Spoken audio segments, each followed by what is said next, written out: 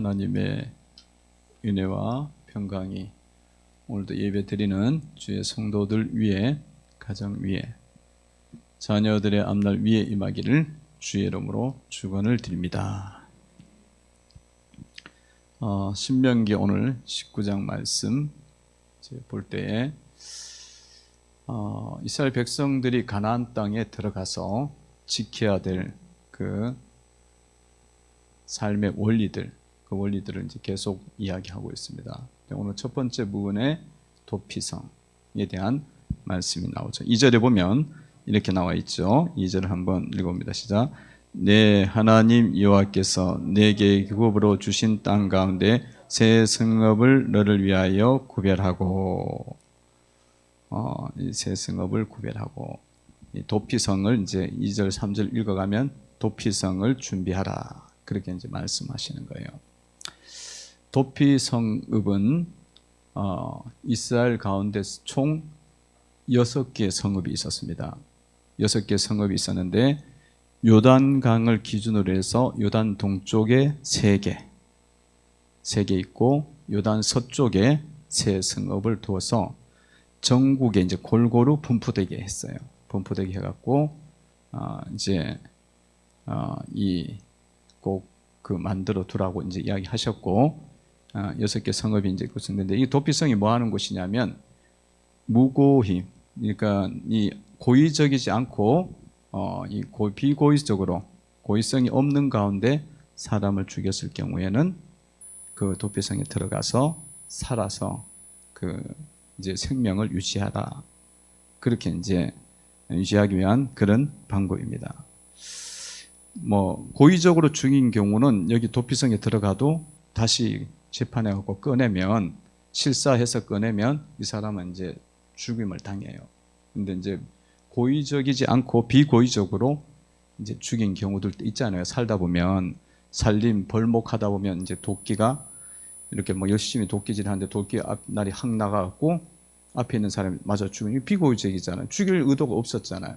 그런 경우가 삶에서 많이 일어날 수 있는데, 그런 사람은 그 죄를 그냥 또 바로 가서 죽여버리면, 복복하게나 이렇게 놔둬버리면 너무 큰 이런 손상을 입는 거니까 그런 부분에 대해서 방지하는 법입니다. 도피성이. 그래서 보면은 가령 5절에 보면 그렇게 나와 있죠. 5절 읽어봅니다. 시작. 가령 사람이 그 이웃과 함께 벌목하러 살림에 들어가서 손에 도끼를 들고 벌목하려고 찍을 때 도끼가 자루에서 빠져 그의 이웃을 맞춰 그를 죽게 한과 같은 것이라. 이런 사람은 그 성읍 중 하나로 도피하여 생명을 보존할 것이니라. 아멘. 그래서 생명을 보존하도록 해주는 법입니다. 그 대신 이제 거기 들어가면 그 성에서 이 사람은 계속 살아야 돼요. 사람을 죽인 거기 때문에 그 정도 대가는 받아야겠죠. 집으로 돌아올 수 없고 계속 살고, 언제까지 살아야 되냐면 제사장, 그곳에 있는 제사장이 죽을 때까지, 도피성을 관장하는 제사장이 있을 거 아니에요. 죽을 때까지 있다가 다시 돌아오는 그런 곳이 바로 도피성입니다. 이 고의적으로 한 사람은 뭐 당연히 죽을 수밖에 없다.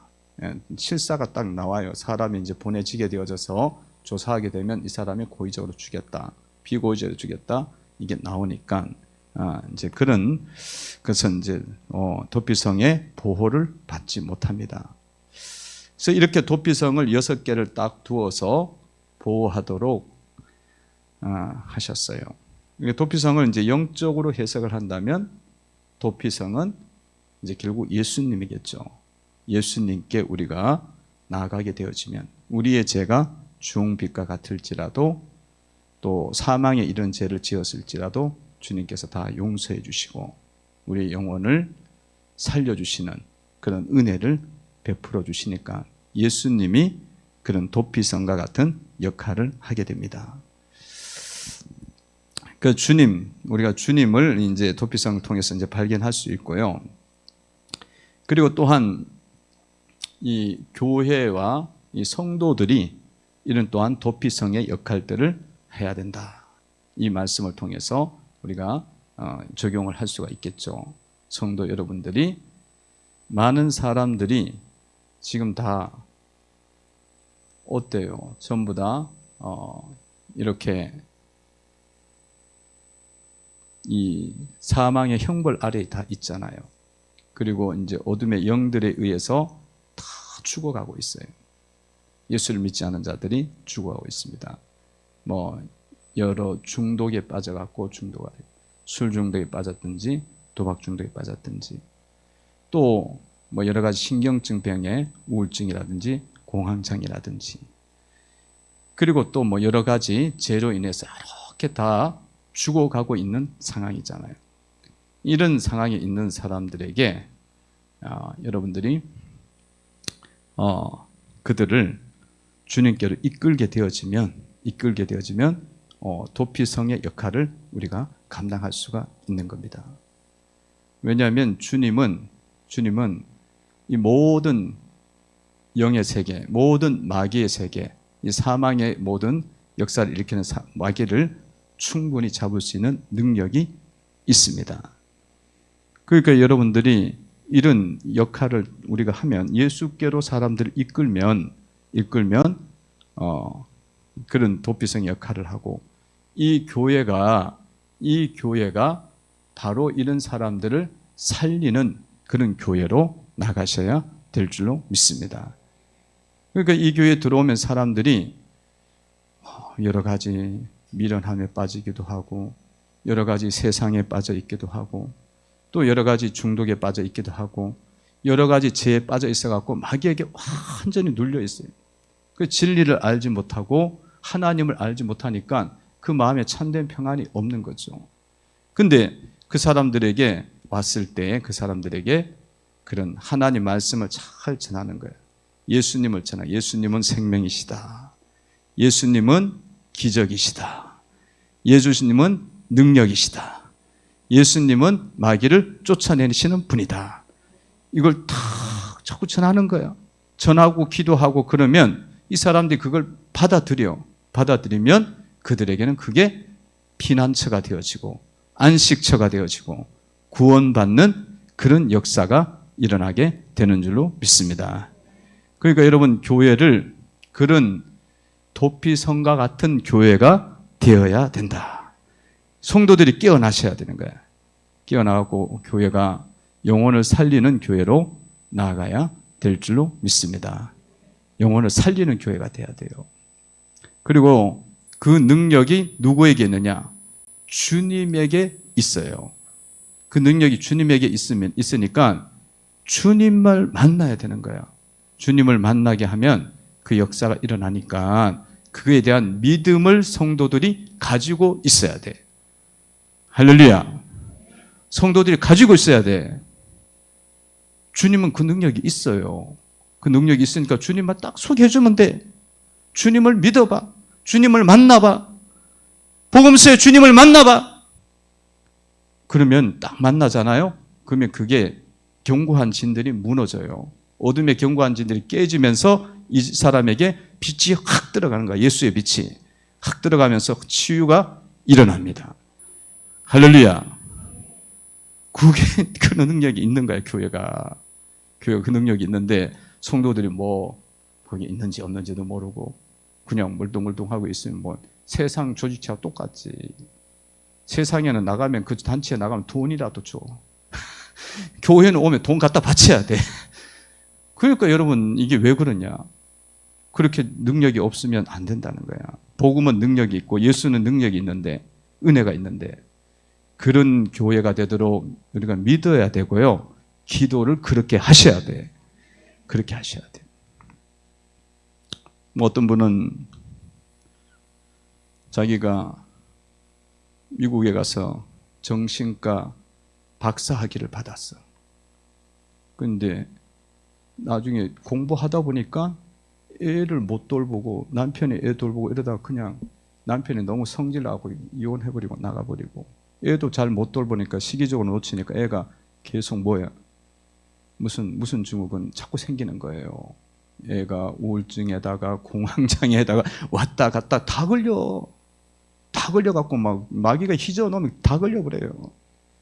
그런데 자기가 정신과 의사인데 그것도 애들 고치는 정신과 의사 전문 학위를 받아갖고 떡 있는데도 뭐 자기 아들이 그러니까 뭐 이게 뭐야? 학위가 다 종이장이지. 그런 상황이 벌어져. 그러니까 세상 학위는요 그렇게 막 그럴 듯한 것 같은데 안 돼요. 근데 그런 분이 예수님 안에 들어오고 자기가 치유가 되고 자기 마음이 하나님 앞에 온전하게 세워지고 그러니까 애들이 잘 세워지더라는 거예요. 주님 안에는 그 능력이 있는 거예요.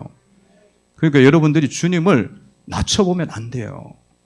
낮춰보면 안 돼. 주님은 온 천지를 창조하신 예수님입니다. 할렐루야. 그거에 대한 믿음을 가져야 돼요. 우리가 예배를 드릴 때 예배가 뭐 그냥 뭐 우리 예수님한테 뭐 봐달라고 예배 드리는 거예요. 예수님 뭐 우리가 좀 예배 좀 드려주죠 뭐 이거 아니라니까. 우리는 마땅히 예배를 드려야 되고 예배 드릴 때 우리는 영광의 주님을 보게 됩니다. 능력의 주님을 보게 됩니다. 그런 교회가 되도록 기도를 하셔야 돼요. 교회가 되도록. 그 은혜가 이 교회 속에는 있는 거예요. 주님이 그 교회, 모든 교회 속에 그 은혜를 주셔.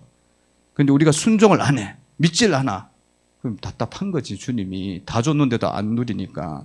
우리는 그런 교회가 되도록 앞으로 계속적으로 기도하면서 전진하면서 나아가야 될 줄로 믿습니다. 전진 나가야 돼요. 그래서 자꾸 이제 복음을 전하는 거예요. 서로 피창안에. 도피성이고 두 번째는 뭐예요? 경계표를 옮기지 말라. 14절입니다. 읽어봅니다. 시작. 내 하나님 여호와께서 내게 주어 차지하게 하시는 땅, 곧 내 소유가 된 기업의 땅에서 조상이 정한 내 이웃의 경계표를 옮기지 말지니라. 아멘. 이스라엘은 땅을 기업으로 받았어요. 12지파, 레위지파만 빼고 레위지파는 이제 12지파에 다 흩어져서 살았어요. 여호와께서 기업이 되셨기 때문에 흩어져 살았고 11지파가 다 이제 자기 땅을 받고 그러면 11지파 속에서 또 그 가문별로 또 땅을 받고 나눠서 세부적으로 나눴기 때문에 자기 땅이 이렇게 경계표가 있어요.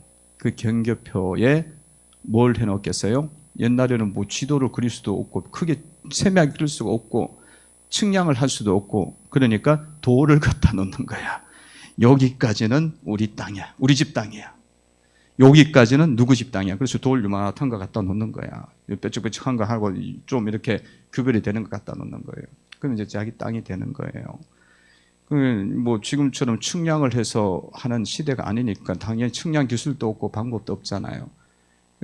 지금은 다 측량해갖고 이렇게 구별해요. 우리 교회도 지금 측량해보니까 이 건축을 하려고 측량을 해보니까 이 측량하는 업자가 와서 이제 측량하거든요. 그 무슨 토지공사가 와갖고 하는데 보니까 약간 건물이 이쪽인가 저쪽으로 조금 나갔어.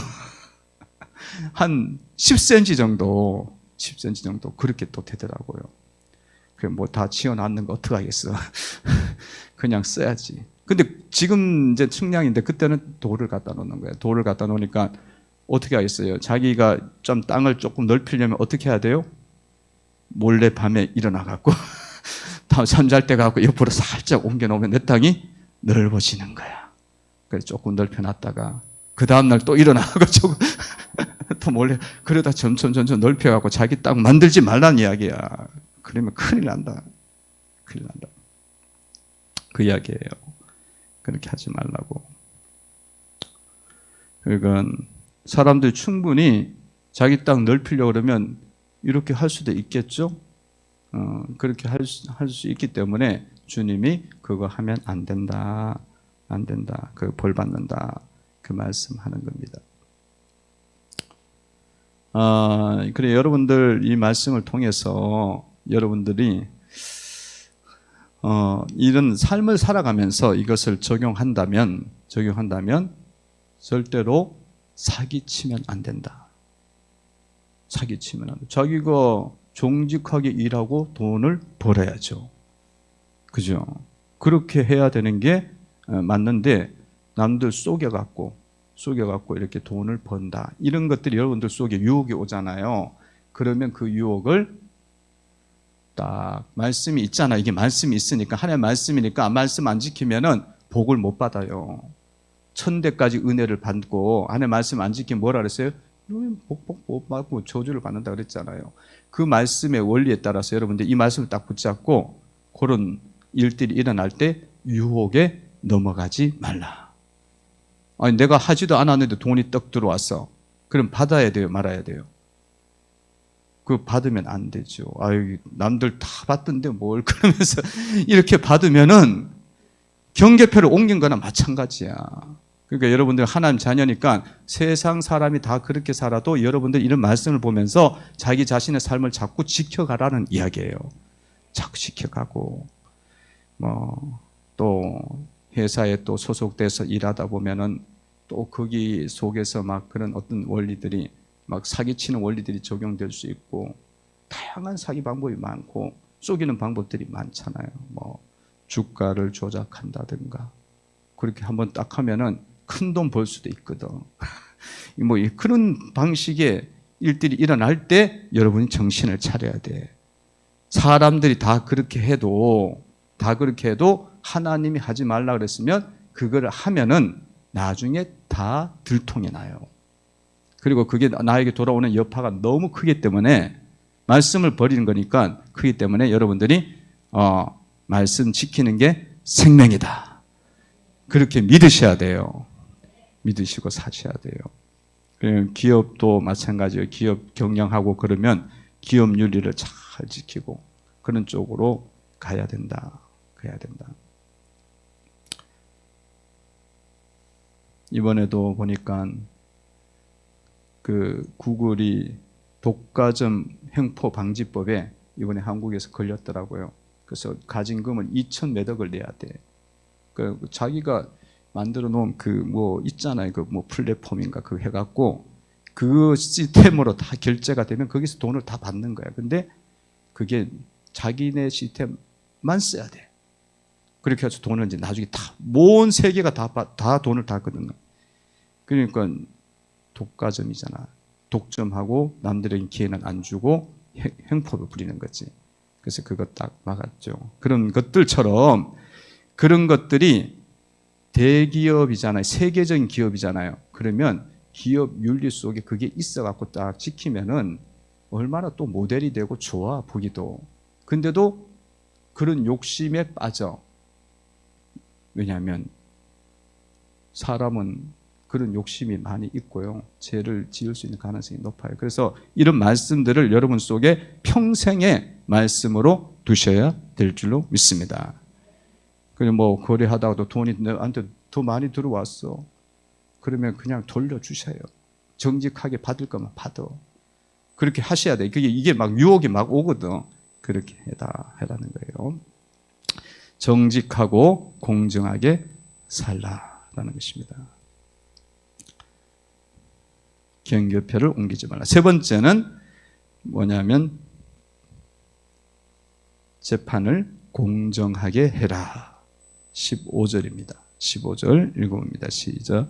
사람의 모든 악에 관하여 또한 모든 죄에 관하여는 한 증인으로만 정할 것이 아니요 두 증인의 입으로나 또는 세 증인의 입으로 그 사건을 확정할 것이며 한 범죄자가 있을 때에 그 범죄에 대해서 악에 대해서 증인을 반드시 2명이나 3명 이상 하라는 거예요. 3명 이상, 2명이나 3명 이상. 한 명이 이야기하면 뭐 할 수 있어요? 혼자 속여버리면 그 사람 그냥 누명 쓰게 되잖아요. 그래서 이런 모든 재판의 과정이나 어떤 벌을 주는 과정이나 이런 과정 속에서 반드시 2명이나 3명 이상 증인을 딱 둘 것이고 그리고 이런 것에 대해서 그냥 큰 문제다, 큰 벌이 오른 거고 큰 제약으로 될 거면 아주 더 많이 조사를 하고 실사를 하라. 그런 것이죠. 그런 것입니다. 그러니까 여러분 우리가 삶을 살면서 항상 이렇게 공의롭고 정직하게 살아야 된다는 거예요. 뇌물을 받아갖고 이렇게 잘못 판단해 준다든가 그렇게 또 누명을 씌운다든가 모함을 한다든가 이런 그런 어떤 테두리 안에 들어가는 사회 속에서 그렇게 들어가잖아요. 그러면은 뭐 유혹에 넘어가는 거야. 또 뇌물을 탁 받으면은 죄가 있는데도 없다 그럴 수 있고, 아니면 다 뒤집어 씌우는 거야. 남한테 다 뒤집어 씌울 수 있잖아요. 그런 법들이 일어나는 것을 하나님 나라의 사회에서는 절대로 하면 안 된다는 거예요. 왜냐하면 하나님이 거룩하니 너희도 거룩하라. 하나님은 공의의 하나님이세요. 그러니까 하나님 백성의 삶이 어떠해야 되는지를 계속 이야기하시는 거야. 그러니까 여러분들이 법조인이 돼갖고 뭐 변호사가 되고 무슨 법관이 되고 판사가 되고 검사가 됐을 때에도 이런 말씀을 딱 쥐고 있어야 되는 거야. 사람 말을 듣지 말고 하나님 말씀을 내가 들어야지. 그래야 유혹에 안 빠져. 이게 이런저런 데 다 걸리면요, 나중에 이제 뭐 어디 큰일 하려고 그러면 나중에 다 들통나서 다 나와. 그러니까 여러분 정치를 하려고 그러면 이런 부분에서 애초에 성경 말씀을 아는 사람들은 차근차근 밟아가잖아요. 기준이 다 있으니까. 그리고 인물이 나올 수가 있는 거예요. 흠이 없고 틈이 없는 거야. 다니엘처럼. 그렇게 해야 되고, 막 예전에는 미국 같은 경우는 정치하려면 대통령 되려면 무조건 군대 갔다 와야 돼. 자식들도 다 보내야 돼. 그게 나중에 다 나오거든. 남들은 군대 갔다 왔는데 너 뭐 했냐? 그 의무적인 것도 아니에요. 그런데도 가야 돼요. 자, 그런 부분이 있습니다. 그래서 이렇게 두세 정인하라 그러고요. 만약에 2명이 3명이 입을 맞췄다, 그러는 경우도 있잖아요. 위증하는 경우들. 그런 경우에는 이거는 완전히 이제 전체적으로 다시 재판을 하라고 이야기해요. 조사해라. 그래서 쭉 나옵니다. 16절부터. 한번 16절부터 21절까지 한번 읽어봅니다. 시작. 만일 위정하는 자가 있어 어떤 사람이 악을 행하였다고 말하면 그 논쟁하는 쌍방이 같이 하나님 앞에 나아가 그 당시의 제사장과 재판장 앞에 설 것이요. 재판장은 자세히 조사하여 그 증인이 거짓 증거하여 그 형제를 거짓으로 모함한 것이 변명되면 그가 그의 형제에게 행하려고 꾀한 그대로 그에게 행하여 너희 중에서 악을 제하라. 그리하면 그 남은 자들이 듣고 두려워하여 다시는 그런 악을 너희 중에서 행하지 아니하리라. 내 눈이 긍휼히 여기지 말라. 생명에는 생명으로, 눈에는 눈으로, 이에는 이로, 손에는 손으로, 발에는 발로이니라. 아멘. 위증죄에 대해서 지금 엄격하게 다스리는 거 있는 거예요. 왜냐하면 위증죄가 생기면 누명 쓰는 사람이 생긴다는 거죠. 그래서 위증죄가 생기지 않도록 단단히 이제 잘 실사를 하고 쌍방을 만나게 하고 대질신문을 하고 그런 과정 겪고, 만약에 위증이었다 그랬을 경우에는 반드시 그대로 당하게 해야 돼요. 만약에 그렇기 때문에 사람이 죽었다 그러면 생명을 내놔야 된다. 그래갖고 다시는 위증죄를 못 짓게 하는 거야. 한 명, 아니 이런 일이 딱 선례가 생기면 그 위증죄를 짓겠어요. 사람을 무고히 죽였다 그러면 너는 똑같이 죽어야 된다. 그 이야기입니다. 그래서 눈에는 눈, 이에는 이런 유명한 그 동해 보복법 그 나오죠. 똑같은 해를 받아야 된다는 거예요. 21절입니다. 읽어봅니다. 시작. 내 눈이 긍휼히 여기지 말라. 생명에는 생명으로, 눈에는 눈으로, 이에는 이로, 손에는 손으로, 발에는 발로이니라. 아멘. 똑같이 벌을 주라는 이야기예요. 똑같이 벌을 주라는 거예요. 그래서 여러분들이 율법을 이제 보면서, 하나님의 말씀을 보면서 이거 너무 막 이렇게 눈에는 눈, 이에는 이 이렇게 나오니까 이 구절 한 절을 봤을 때는 너무 세게 막 나오는 거야. 그러니까 잔인한 것 아니냐 이런 생각을 이제 하기가 쉬워요. 이 구절 한 말씀으로 보면, 그러니까 뭐 손으로 범죄했어? 그러면 손 잘라버려. 눈을 해랬어? 눈으로 범죄해서 눈 빼야 돼. 이렇게 나오니까 너무 잔인한 거 아니냐 이제. 그런데 만약에 손을 이제 다른 사람 손을 다치게 했으면 너 손 다쳐야 된다 그런 이야기잖아요. 눈을 다치게 해서 눈 해야 되는 건데, 이 말씀이 율법의 모든 원리 속에 적용되는 게 아니에요. 요거가 나오는 케이스가 세 가지가 나와요. 세 가지가 뭐냐면 위증죄일 때. 위증죄일 때 지금 나와요. 위증죄는 누가 그렇게 그 사람이 이를 다치게 했으니까 너도 이를 다치게 한다. 사실은 더 많이 다치게 해야지. 더 많이 벌을 받아야 되는 거예요. 근데 거기까지만 해라. 그걸 말씀하는 위증죄하고, 그 다음에 폭행죄 때, 상해죄 때, 그리고 임신한 사람을 쳤을 경우, 그 세 가지의 케이스에 그렇습니다. 그러니까 이걸 이렇게 보면서 너무 이게 잔인한 거 아닌가 그렇게 생각이 드는데, 주님이 하신 말씀은 그런 경우에는 딱 제한을 두셨어요. 그래서 더 큰 죄로 가지 않도록, 더 큰 보복으로 가지 않도록 낮추시는 거예요. 멈추게 하시는 거고, 또 한편에서는 선례를 보여주시는 거예요. 선례를 보여주시는 거예요. 전체적인 흐름은 뭐겠어요? 하나님은 자비하시다. 사랑의, 율법의 근본 정신은 사랑이에요. 사랑인데 그 중에서 이렇게 이런 말씀들이 있다는 것을 보셔야지. 이게 율법의 전체 원리다. 너가 내 일을 쳤어? 나도 너 이 칠까? 막 이런 식으로 가면 안 된다는 거예요. 그래서 그런 원리를 여러분이 잘 깨달으시고 주님 말씀을 오늘 말씀을 잘 붙잡고 살아가셔야 될 줄로 믿습니다.